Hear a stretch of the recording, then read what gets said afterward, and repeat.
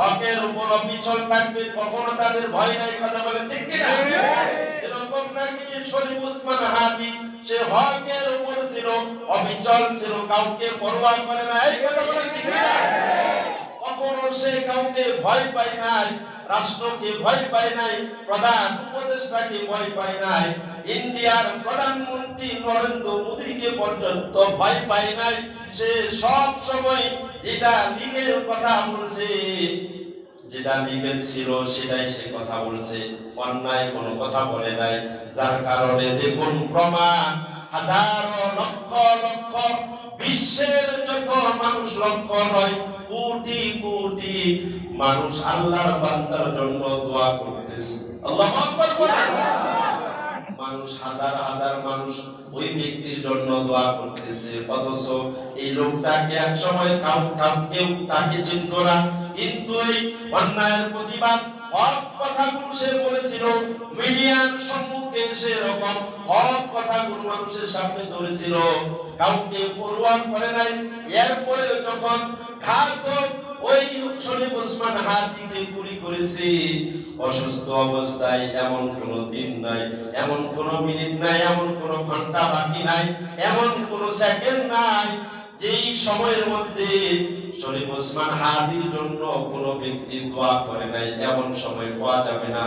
এমন নজির রয়েছে, একজন ভ্যান চালক, একজন রিকশা চালক, তাকে ড্রাইভার যে সে জীবনে নামাজ পড়ে নাই, এরপরেও যখন আল্লাহর বান্দা এরকম অসুস্থ হয়েছে, সিঙ্গাপুরে নেওয়া হয়েছে, সে এরকম ট্রাক থেকে নাইমা ইশারের নামাজ পড়িয়া মসজিদের কোণার মধ্যে কাঁদতেছে আর বলতেছে, ও আল্লাহ, শরীফ ওসমান হাদিকে তুমি সুস্থতা দান করো। মুফতি আলিম জাফর কাসেমি একজন বড় মাপের আলোচক, ইরাকি পর্যন্ত ওই ট্রাকের ড্রাইভার নাইকা বলতেছে, হুজুর আমি একটা কথা আপনাকে বলতে চাই। বলে যে বলো, কি বলতে চাও?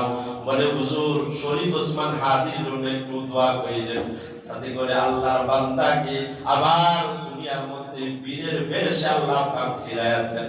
তাহলে বোঝা যায় সম্মানিত হাজির, হক পথে সে ওই বান্দা ছিল। এই হক পথে অবিচল থাকার কারণে আল্লাহ তাখাফু ওয়া লা তাহজানু, আল্লাহ বলছেন বান্দারে তোর কোনো ভয় নাই, টেনশন নাই, পেরেশানি নাই। এজন্য দেখা গেছে প্রত্যেকটা মানুষ, প্রত্যেকটা ব্যক্তি এই ব্যক্তির জন্য দোয়া করছে। বান্দা সুবহানাল্লাহ। আবার যখন কালকে 11টা 12টার সময় যখন খবর আসছে যে শরীফ ওসমান হাদি ইন্তেকাল করেছে, দুনিয়া থেকে বিদায় নিয়েছে, এমন কোন হুজুর বাকি নাই, এমন কোন ব্যক্তিও বাকি নাই ওয়াজের মাহফিলে যে ব্যক্তি যে অবস্থায় শুনছে, ওই ব্যক্তি শরীফ ওসমান হাদির জন্য দোয়া করেছে, নিজেও দোয়া করছে, মুসল্লিদেরকে নিয়ে দোয়া করছে, সূরাতুল ফাতিহা পড়ছে, ইখলাস পড়ছে, ফালাক পড়ছে, নাস, এরকম দরুদ ইস্তিগফার পড়ে শরীফ ওসমান হাদির জন্য দোয়া করা হয়েছে। ও মুসলমান, কি জন্য করা হয়েছে? বলে যে সুম্মাস্তাকামু, সে ইস্তিকামাত ছিল আল্লাহর উপর। কার উপর? আল্লাহর উপর। হকের উপর অবিচল ছিল, অন্যায়ের উপর অবিচল ছিল না।